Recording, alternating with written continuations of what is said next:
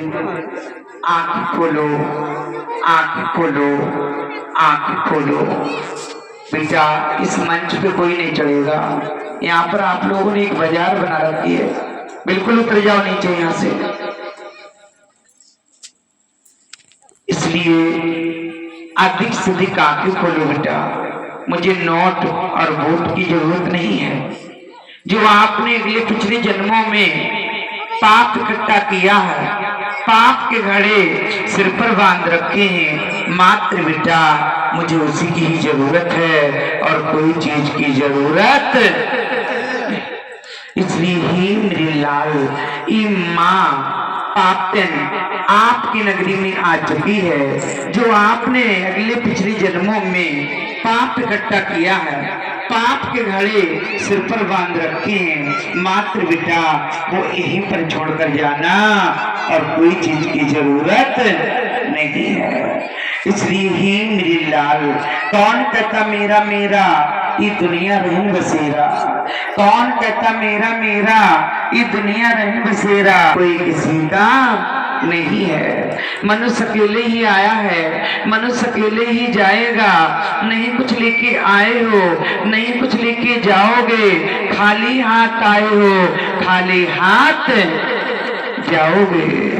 इसलिए बेटा आज यहाँ पर हमारी इतनी आत्माएं बैठी हैं और आत्माएं खड़ी हुई हैं, लेकिन आज मुझे ये बताओ आज यहाँ पर सुखी कौन बैठा है? हर जीवात्मा अपनी अपनी जगह पर परेशान है। कोई मन से दुखी है, कोई धन से दुखी है, कोई है गांठ कैंसर से दुखी है, भूत बाधाओं से दुखी है, तो पराय सुख से दुखी है, पराय सुख से दुखी है, तो खुद की अपने दुख से दुखी है। हर जीवात्मा अपनी अपनी जगह पर परेशान है। लाल यहाँ थाना दरबार हो जाएगा, सिफारिश से छूट जाओगे, किसी का कर्जा लोगे, लेन देन की माफ हो जाएगा। जब वहां की सरकार पकड़ेगी तो कोई माफ करने वाला, कहीं रिश्वत चलने वाली नहीं है। इसलिए बेटा ये माँ पाप मात्र बेटा मुझे उसी की ही जरूरत है और कोई चीज की जरूरत नहीं है। जहां जहां तक मेरी आवाज पहुंचती हो, आज इस नगरी में भी बेटा आप लोग मेरे दर्शनों के भूखे नहीं हो। स्वयं माँ पापन आपके गांव में चल के आई हैं जो आपके दर्शनों के लिए, लेकिन बेटा खुद की हम आपके दर्शनों के भूखे प्यासे हैं। इसलिए बहुत से बच्चे सोच रहे कौन जाए, वहां नहीं जाएंगे, आधे बिस्तर के भीतर घुस गए। अरे ठंड तो हमेशा ही है, ठंड तो हमेशा है और बिस्तर भी हमेशा के लिए है। अगर आज आप एक या आधे घंटा का समय ले लो तो बेटा ये बारंबार समय नहीं मिलेगा। नशा पान करने का रोज समय है, लड़ाई झगड़ा करने का डेली समय है, इधर की उधर मिलाने का डेली समय है, लेकिन इस सत्य का साथ सुनने के लिए किसी के लिए समय नहीं है। इसलिए जहां जहां तक मेरी आवाज पहुंच रही है, जो जो बिस्तर में बच्चे घुसे हैं वो मुझे दिख रहे हैं। ऐसा नहीं है आज ही आश्रम पर यहाँ पर चर्चा हो रही है, मैया जी क्या लेके आ रही है, अरे क्या हमारे लिए कुछ लेके आ रही है, लेकिन नहीं, यहाँ पर सत्य का साथ सुनना जरूरी है। अपनी एज की तरफ देखो, तब भी तुम धर्म को नहीं मान रहे हो। और बेटा इसके बाद में बेटा जब समय निकल जाएगा तो यानी बेटा धर्म को वहां मानोगे, वहां आपका कौन क्या सुनेगा ये तो बताओ? कोई सुनने वाला नहीं है। वहां रजिस्टर उठाकर देख लिया जाएगा, जैसे जिसके कर्म होंगे उसी हिसाब से उसको डाल दिया जाएगा। इसलिए बेटा मैं आपसे ही कहती हूँ, ये 15-15 साल के बच्चों, ये 28-28 साल की आत्माओं, ये मेरी भाई और ये भक्त गणों, हम आपसे ही कहते हैं बेटा ये कोई बर्तन पुराना हो जाएगा। तेज राम एक पेटी मास्टर, ये कहाँ जा रहे सर? ये कोई बर्तन पुराना हो जाएगा बेटा। ए पेटी मास्टर यही शिक्षा मिली है, पहली बार आए हो, आपके गुरु ने यही शिक्षा दी है?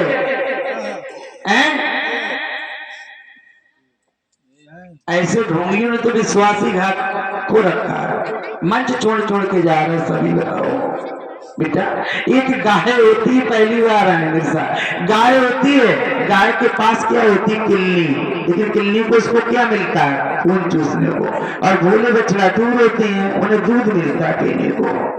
इसलिए मैं आपसे यही कहती हूँ, यहाँ पर अंधकार में मत फंसो बेटा।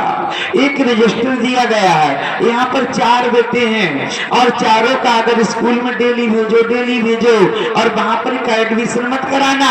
मास्टर 1 दिन बैठा लेगा, 2 दिन बैठा लेगा, तीसरे दिन गेट से बाहर कर देगा। इसलिए आपके माता पिता ने नाम नहीं लिखाया है, आपके माता पिता ने नाम नहीं लिखा है, एडमिशन नहीं हुआ है, रजिस्टर में नाम नहीं लिखा है। इसी तरह से बेटा हमारा तुम्हारा जब तक किसी ना किसी संत की शरण नहीं पकड़ोगे, किसी ना किसी देव शक्ति की शरण नहीं पकड़ोगे, जब तक हमारा तुम्हारा भी रजिस्टर में नाम नहीं लिखा जाएगा, भव से बेड़ा पार नहीं होगा। इसलिए बेटा कोई बर्तन पुराना हो जाएगा, बदल के नया मिल जाएगा, कोई मकान पुराना हो जाएगा, टूट के नया बन जाएगा, कि कपड़ा पुराना हो जाएगा, बदल के और दूसरा भी मिल जाएगा। कपड़ा भी पुराना बिकने लगा है, हम देख रहे इधर उधर। इसलिए ये मेरी लाल, जो हमारे तुम्हारे घर में माता और पिता पुराने हो गए तो नए मिलने वाले, हर चीज बदल जाएगी। लेकिन हमारा तुम्हारा ये शरीर पुराना हो गया तो नया मिलने वाला नहीं है। अच्छे बुरे लोगों के लिए खुदा तैयार है, लेखनी लिखने वाली तैयार है, सीडी रिकॉर्ड कर रहा है, लेकिन बेटा एक एक जीवात्माओं से हिसाब लिया जाएगा। और वहां पर परम पिता परमात्मा जिन्होंने सृष्टि की रचनाएं की हैं वो सब देख रहे हैं। सीडी रिकॉर्ड में जैसे हम तुम्हें यहाँ पर टीवी लगा देते हो, बटन दबा देते हो, उसमें सब कुछ चित्र आता है, लेकिन वहां पर भी बेटा धर्मराज के दरवाजे पर डेली देखा जा रहा है। आज कौन भक्त हमारा क्या करता है, कौन भक्त क्या नहीं करता है, वहां पर सीडी रिकॉर्ड में सब कुछ रिकॉर्ड हो रहा है। इसीलिए बेटा किसी ना किसी संत की शरण पकड़ लो, किसी ना किसी महापुरुष की शरण पकड़ लो, किसी ना किसी देव शक्ति की शरण पकड़ लो, जिससे हमारा तुम्हारा भव से बेड़ा पार हो जाए। इसलिए बेटा एक नाव थी, एक समंदर देव थे, नाव कहती थी ये समंदर देव सबसे बड़े हम हैं। और समंदर देव कहते थे अरे हम एक देवता होते हुए हमारा अपमान। समंदर देव कहते थे हम सबसे बड़े हैं, इसलिए हम देव हैं, एक समंदर देव है। बेटा दोनों प्राणियों में कहते नहीं भक्त भी किसी से कम नहीं और भगवान भी किसी से कम नहीं। वहां पर क्या हुआ, समंदर देव नाव में टकरार होने लगी। समंदर देव कहते हम बड़े, नाव कहते हम बड़े, लेकिन बेटे केवटिया था जिसकी बेचारे का कोई मान सम्मान नहीं। केवटिया ने कहा समंदर देव थोड़ा सा दम भी कहें, नाव थोड़ा सा दम भी कहें। वो हंसने लगे, रही केवटिया क्या कहेगा उनका सुनिए, हे नाव हे समंदर देव नहीं तो आप बड़े हो, हे नाव नहीं तो आप बड़ी हो, सबसे बड़े हैं हम। केवटिया कहने लगा क्यों, जिसने कहा हम मैं की मर्ज की तो वो कभी आत्मा नहीं है। वहां पर क्या हुआ, केवटिया भी हार गया। इसलिए जब मनुष्य आता है तब भी लकड़ी का साथ, मनुष्य जाता है तब भी लकड़ी का साथ, लेकिन लकड़ी की कोई कीमत और कदर करना नहीं जानता है। वहां पर क्या हुआ बेटा, समंदर देव में और नाव में केवटिया में टकरार होने लगी। जैसे घर में यानी पिता और पुत्र और बाबा आपस में टकरार करने लगते हैं, इसी तरह से तीनों उसमें टकरार हो रही। अब वहां पर धीरे धीरे बेटा एक लग्गी को नहीं रहा गया, छोटी सी लग्गी, उसकी कोई मान सम्मान ही नहीं। वहां पर यानी छोटी सी लग्गी कहने लगी हे समंदर देव ही नाव ही केवटिया, थोड़ा शब्द हम भी कहेंगे, कहें या नहीं। उन्होंने कहा अरे लकड़ी क्या कहेगी, उन्होंने कहा ये लकड़ी क्या कहेगी। उन्होंने कहा सुनिए हे समंदर देव नहीं तो आप बड़े, हे नाव नहीं तो आप बड़ी, हे केवटिया नहीं तो आप बड़े, सबसे बड़े हैं हम। लगी कहने लगी बीचा भी समंदर में नाव पड़ी रहेगी, चश्मा वाले भैया, बीचा भी समंदर में नाव पड़ी रहेगी, केवटिया बैठा रहेगा और समंदर देव की बस की बात नहीं जो डुबा दे।